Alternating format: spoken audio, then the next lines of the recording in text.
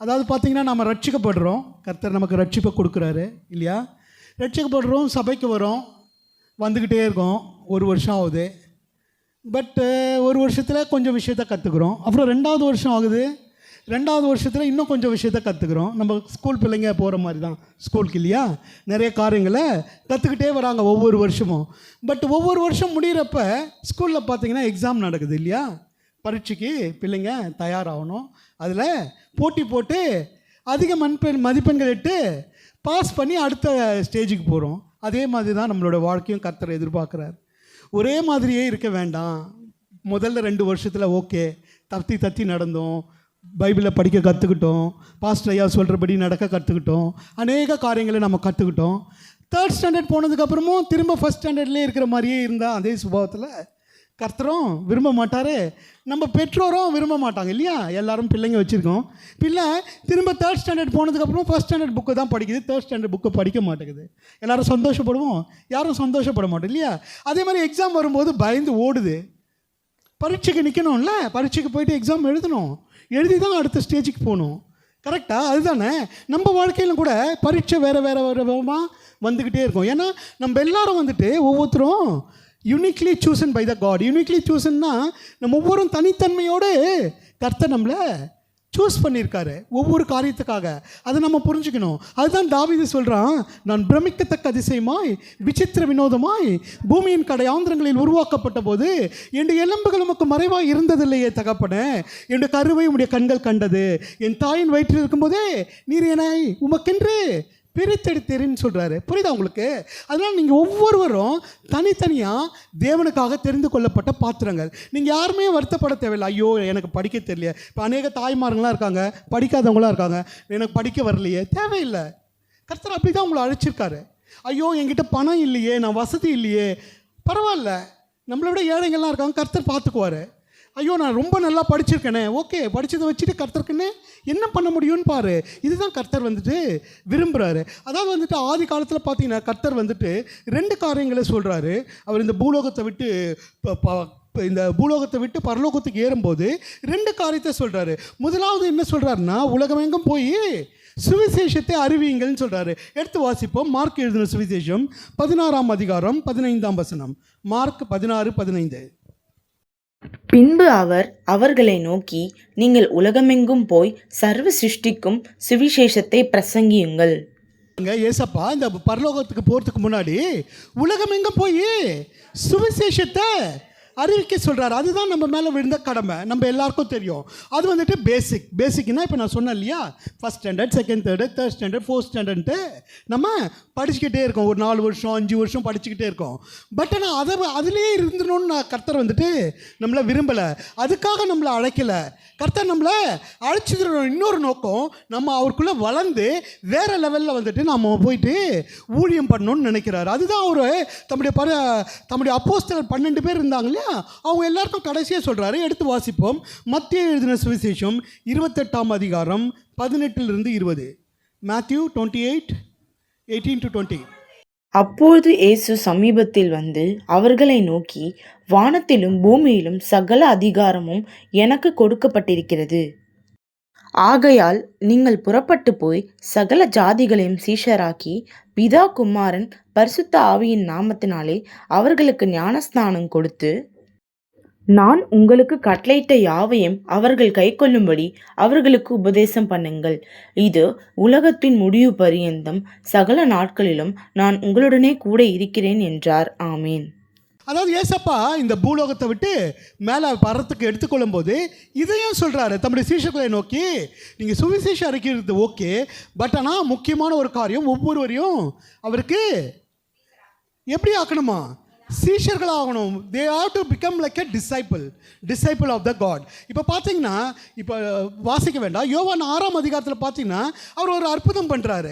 அற்புதம் பண்ணும்போது பார்த்தீங்கன்னா 5000 புருஷர்கள், அநேக ஸ்திரீகள், எல்லாரும் குழந்தைங்க எல்லாம் சேர்த்து ஒரு 10,000 பேர் இருக்காங்கன்னு வச்சிங்களேன்.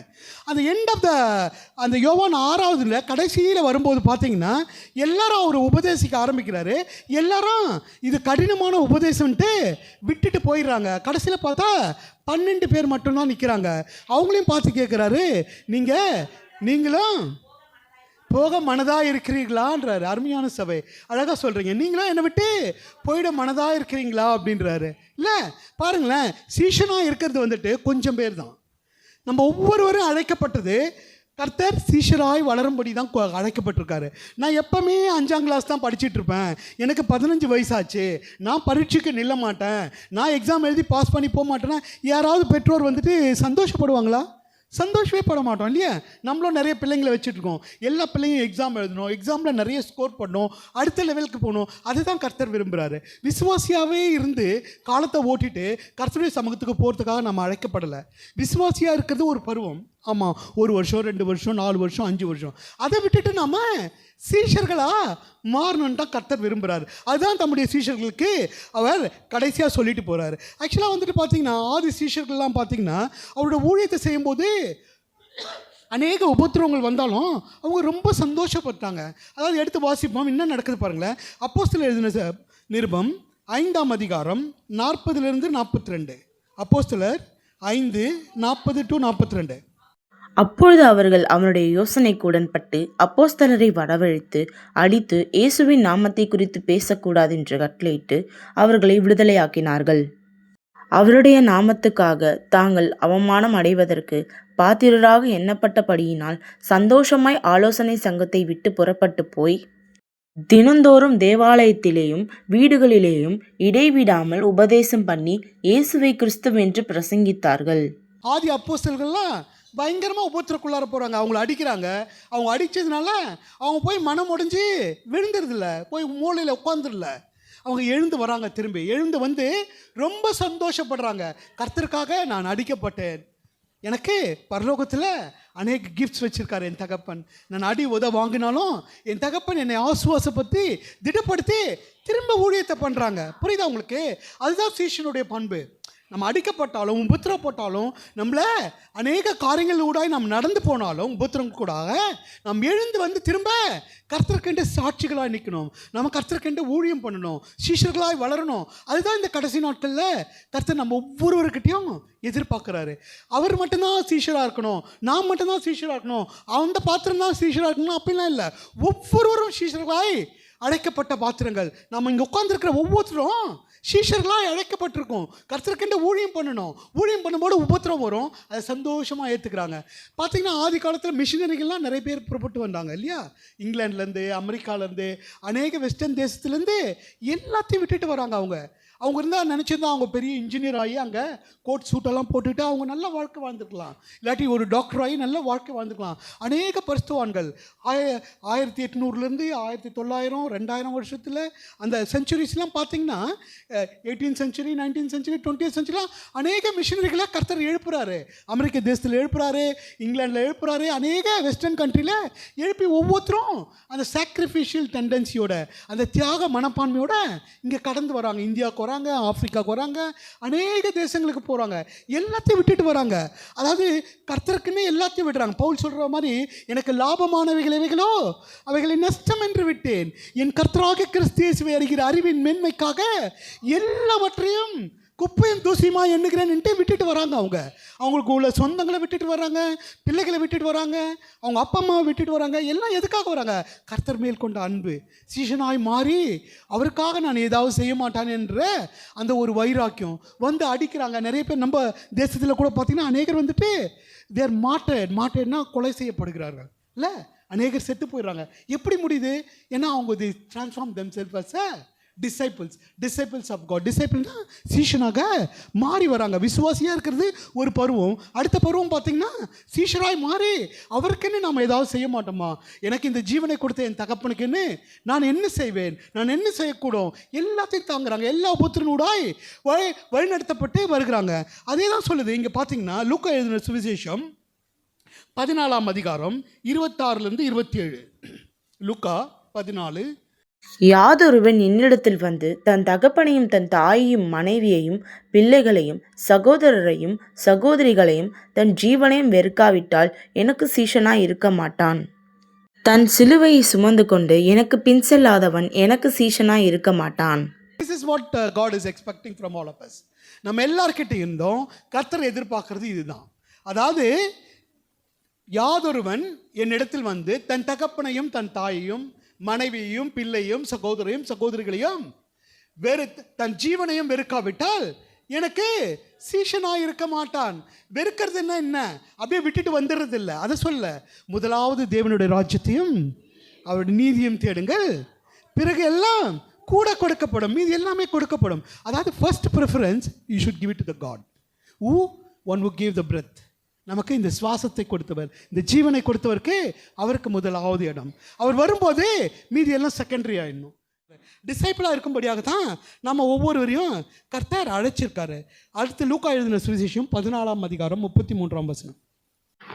அப்படியே உங்களில் எவனாகிலும் தனக்கு உண்டானவைகளையெல்லாம் வெறுத்து விடாவிட்டால் அவன் எனக்கு சீஷனாய் இருக்க மாட்டான். அதாவது இது வந்து லாஸ்ட் ஸ்டேஜுங்க. அதாவது டிகிரி முடிச்சுட்டு பிஹெச்டி முடிச்சுட்டு கடைசியில் போகும்போது தனக்கு உண்டானவைகள்லாம் வெறுக்கிறது. தனக்கு உண்டானவைகள் தான் வெறுக்கிறதுனா மொத்தத்தையும் கொடுத்துட்டு வந்துடுறது இல்லை. There is a need and wants. அதாவது பார்த்தீங்கன்னா எனக்கு ஒரு வீடு வேணுங்கிறது வந்துட்டு இட் இஸ் அ வாண்ட். அது வந்துட்டு எனக்கு தேவை, ஒரு வீடு வேணும். ஓகே, இப்போ குடும்பம் பெருசாச்சு, 2வது வீடு வேணுங்கிறது தான் எனக்கு தேவை தான், என் பிள்ளைங்கள்லாம் போய் இருக்கணும். ஆனால் 3-4 வீடு வேணும் அப்படின்றது தான் தப்பு. புரியுதா உங்களுக்கு? இதுதான் கர்த்தர் வேணான்றார். அதை வந்துட்டு நீ வந்துட்டு வேறு நல்ல காரியங்களுக்காக பயன்படுத்து அப்படின்னு சொல்கிறார். அதுதான் சொல்கிறாரு, அதிகமாக சொத்து சேர்த்து வச்சுக்காத, அதிகமாக எல்லாத்தையும் பண்ணாத, எல்லாத்தையும் வந்துட்டு ஊழியத்துக்காக என்னை நோக்கி நீ கொடுத்துரு அப்படின்னு சொல்கிறாரு. அதுதான் சொல்கிறாரு, அதுதான் வெறுக்க சொல்கிறாரு. இப்போ பணத்தை எல்லாத்தையும் சேர்த்து வச்சுக்கிட்டு என்ன பண்ண போகிறோம்?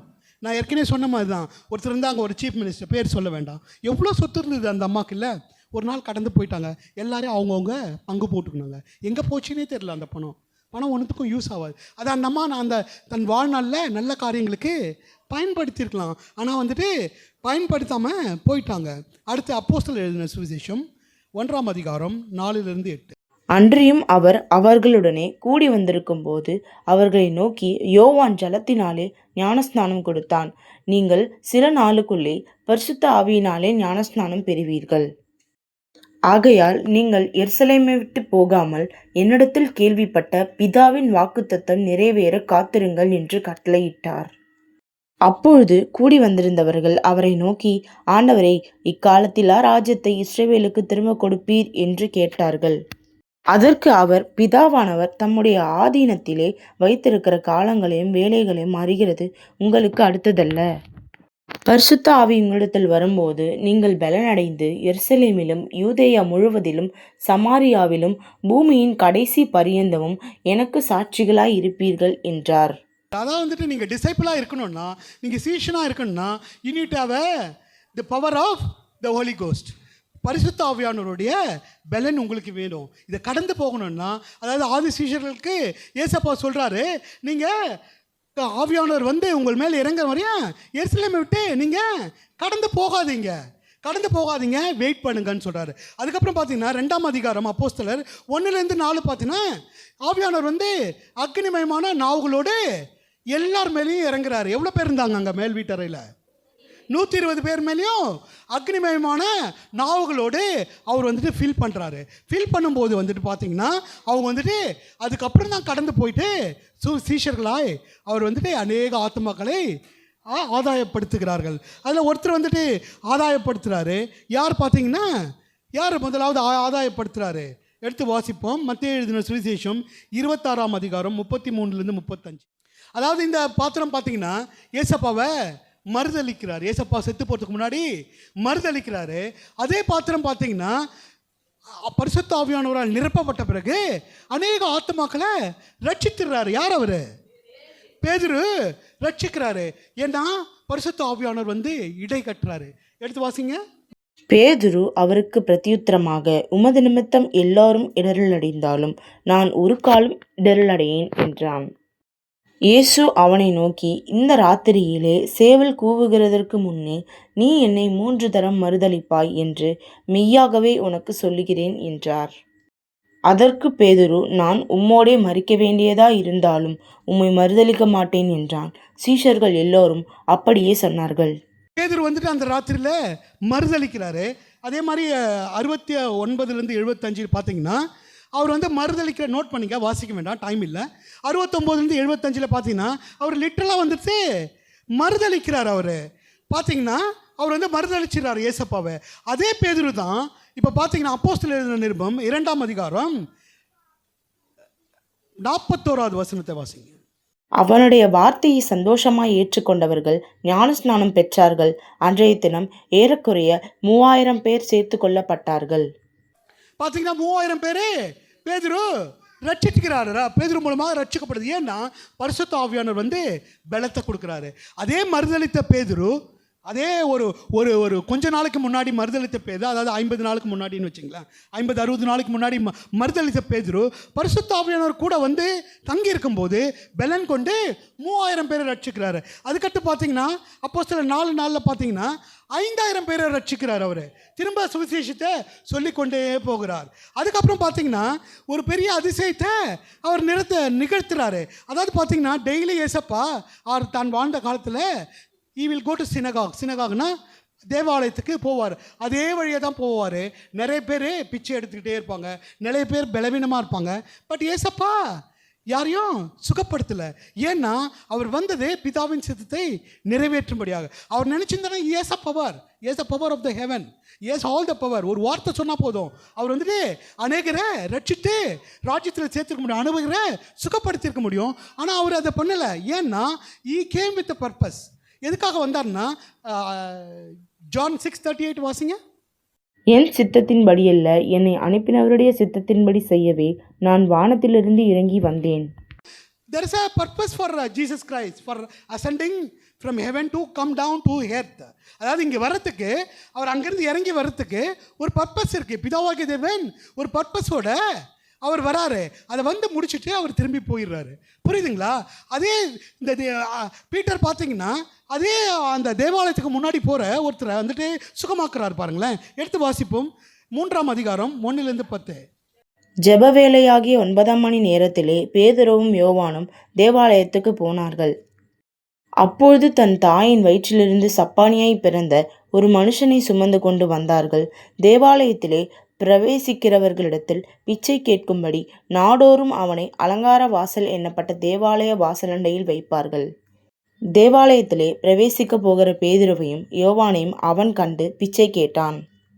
பேதுருவும் யோவானும் அவனை உற்று பார்த்து, எங்களை நோக்கிப்பார் என்றார்கள். அவன் அவர்களிடத்தில் ஏதாகிலும் கிடைக்குமென்று எண்ணி அவர்களை நோக்கி பார்த்தான். அப்பொழுது பேதுரு, வெள்ளியும் பொன்னும் என்னிடத்தில் இல்லை, என்னிடத்தில் உள்ளதை உனக்கு தருகிறேன்.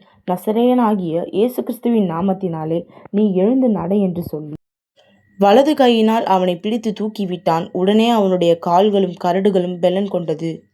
அவன் குதித்தெழுந்து நின்று நடந்தான். நடந்து குதித்து தேவனை துதித்து கொண்டு அவர்களுடனே கூட தேவாலயத்திற்குள் பிரவேசித்தான். அவன் நடக்கிறதையும் தேவனை துதிக்கிறதையும் ஜனங்கள் எல்லோரும் கண்டு, தேவாலயத்தின் அலங்கார வாசலண்டையில் பிச்சை கேட்க உட்கார்ந்திருந்தவன் இவன்தான் என்று அறிந்து அவனுக்கு சம்பவித்ததை குறித்து மிகவும் ஆச்சரியப்பட்டு பிரமித்தார்கள். கர்த்தராகிய இயேசு கிறிஸ்துவின் நாமத்தினாலே நீ எழுந்து நடன்றான். பரிசுத்த ஆவியானவர் வந்த உடனே பார்த்தீங்கன்னா அந்த அபிஷேகத்தினால பேதுரு வந்துட்டு எழுப்பிடுறாரு. பிறந்ததுலேருந்தே சப்பானியாக இருந்தான். பார்த்தனா பேதுரு வந்துட்டு எழுந்து நடனோடனே அவன் கரடு முருடெல்லாம் ரெடியாகி அவன் பாட்டில் குதித்து எழுந்து நடந்து போகிறான். பார்த்தீங்கன்னா ஏசப்பா அதே வழியாக நிறைய வாட்டி போயிருப்பார் தேவாலயத்துக்கு அவர் வாழ்ந்த நாட்களில். But he didn't cure anybody because it is not the will of the God. It is made for Peter. அதே தான் நான் சொல்கிறேன். நீங்கள் வந்துட்டு ஒவ்வொருத்தரும் ஒவ்வொரு யூனிக் பர்பஸ்க்காக அடைக்கப்பட்டிருக்கீங்க. த பாடி ஆஃப் கிரைஸ்ட்னு சொல்லுவாங்க. பாடி ஆஃப் கிரைஸ்ட்னா இந்த சபையாகிய இந்த சபையில் பாடி ஆஃப் த கிரைஸ்டில் ஒவ்வொரு பாடியோட ஃபங்க்ஷனுக்கும் ஒவ்வொரு அவயத்துக்கும் ஒவ்வொரு ஃபங்க்ஷன் இருக்குது. இப்போ கைக்கு ஒரு பர்பஸ் இருக்குது, காலுக்கு ஒரு பர்பஸ் இருக்குது, கண்ணுக்கு ஒரு பர்பஸ் இருக்குது, எல்லாத்துக்கும் ஒவ்வொரு பர்பஸ் இருக்குது. ஈவன் சின்ன நகம் இருக்கு இல்லையா, நகத்துக்கு கூட ஒரு பர்பஸ் இருக்குது. சப்போஸ் இச்சிங் எதாவது வருதுன்னா நகம் கண்டிப்பாக தேவைப்படுது. அதுக்காக தான் வச்சுருக்கேன். So you don't need to get depressed. ஐயோ நான் இப்படி இருக்கேனேன்ட்டு நீங்கள் வருத்தப்பட தேவையில்லை. நீங்கள் பரிசுத்த ஆவியானோட இணைந்து நீங்கள் சீஷராக நடந்து வரணும். அதுதான் கர்த்தர் எதிர்பார்க்குறார். சீஷராய் நடந்து வர்றதுக்காக நீங்கள் வந்துட்டு அநேக உபத்திரவின் ஊடாய் பிரவேசிக்க வேண்டியிருக்கும். அதுக்கு பரிசுத்த ஆவியானவருடைய வல்லமை வேணும். அதனால் நீங்கள் ஒவ்வொரு நாளும் பைபிள் படித்து ப்ரேயர் பண்ணி ஆவியானோட பலத்தினால் இடைக்கட்டப்படணும். அதனால தான் நான் முதலே ஸ்டார்டிங்லேயே சொன்னேன், பிள்ளைகள்லாம் ஸ்கூல் போகும்போது நீங்கள் ஒரே ஸ்டாண்டர்டில் இருந்தால் கர்த்தர் விரும்ப மாட்டார். You should pass and go to the next standard. Next ஸ்டாண்டர்டுக்கு எப்படி போகணும், பாஸ் பண்ணுவீங்க? எக்ஸாம் கண்டிப்பாக எழுதியே ஆகணும். ஒவ்வொருத்தருக்கும் ஒவ்வொரு மாதிரி எக்ஸாம் இருக்கும். அதில் நீங்கள் பாஸ் பண்ணி ஆவியானவருடைய இடைப்படுதலோடு நீங்கள் இந்த வாழ்க்கையை வாழ்ந்து சீஷராய் ஆகணும்னு சொல்லிட்டு கர்த்தர் உங்கள் ஒவ்வொருவரையும் அழைத்திருக்கிறார். நேரம் கடந்து விட்டது. எழுந்து நிற்போமா?